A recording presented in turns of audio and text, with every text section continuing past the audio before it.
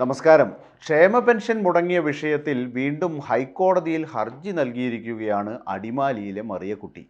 Petrol, diesel, മദ്യ cess എന്നിവ പിരിച്ചത് സംബന്ധിച്ച രേഖകൾ ഹാജരാക്കണമെന്ന് ആവശ്യപ്പെട്ടാണ് അവർ ഹർജി നൽകിയത്. 2002 ഏപ്രിൽ 1 മുതൽ സർക്കാർ പിരിച്ച സെസ് എത്രയെന്നും അതിൽ നിന്ന് ക്ഷേമ പെൻഷൻ നൽകാൻ സർക്കാർ എത്ര തുക വിനിയോഗിച്ചുവെന്നും വ്യക്തമാക്കണമെന്ന് ആവശ്യപ്പെട്ടാണ് മറിയക്കുട്ടി ഹർജി നൽകിയത്.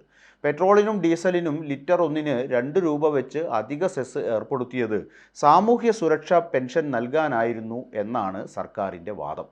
എന്നാൽ സെസ് പിരിച്ചിട്ടും ഈ വർഷത്തെ ക്ഷേമ പെൻഷൻ 5 മാസം കുടിശ്ശികയായി തുടരുന്ന പശ്ചാത്തലത്തിലാണ് മറിയക്കുട്ടി സെസ്സിൽ നിന്നുള്ള വരവും വിനിയോഗവും സംബന്ധിച്ച കണക്കാവശ്യപ്പെട്ട് കോടതിയെ സമീപിച്ചിരിക്കുന്നത്.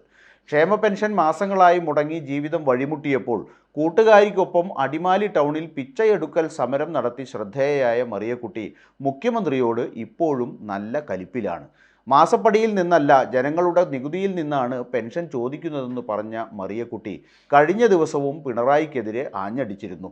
സമരത്തിന് പിന്നാലെ കോൺഗ്രസിൻ്റെയും BJPയുടെയും പരിപാടിയിൽ പങ്കെടുത്ത മറിയക്കുട്ടിക്കെതിരെ CPM വിമർശനമുന്നയിച്ചിരുന്നു.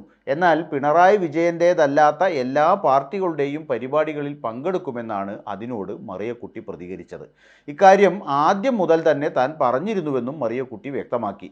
മറിയക്കുട്ടിക്ക് വിധവാ പെൻഷൻ മുടങ്ങിയതിൽ സർക്കാരിനെ വിമർശിച്ച ഹൈക്കോടതി മറിയക്കുട്ടിക്ക് പെൻഷൻ നൽകിയേ തീരുവെന്ന് അഭിപ്രായപ്പെട്ടിരുന്നു. സാമ്പത്തിക പ്രതിസന്ധി ഉണ്ടെന്ന് സർക്കാർ അറിയിച്ചപ്പോൾ ഏതെങ്കിലും ആഘോഷങ്ങൾ വേണ്ടെന്ന് വെക്കുന്നുണ്ടോ എന്നായിരുന്നു അന്ന് കോടതി മറുചോദ്യം ചോദിച്ചത്.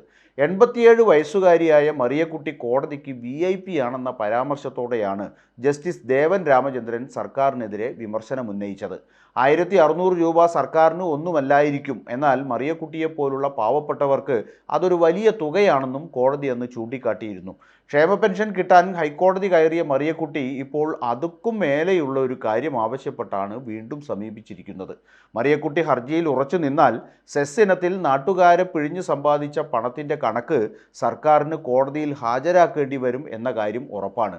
ഖജാനയിൽ പണമില്ലാത്തതുകൊണ്ടാണ് ക്ഷേമ പെൻഷൻ മുടങ്ങിയത് എന്ന് കോടതിയിൽ സത്യവാങ്മൂലം നൽകിയ സർക്കാരിന് പെൻഷൻ കൊടുക്കാനെന്ന് പറഞ്ഞ് പിരിച്ച സെസ്സിൻ്റെ കണക്ക് പറയേണ്ടി വന്നാൽ അത് മറ്റൊരു നാണക്കേടാവും എന്ന കാര്യത്തിൽ തർക്കമില്ല.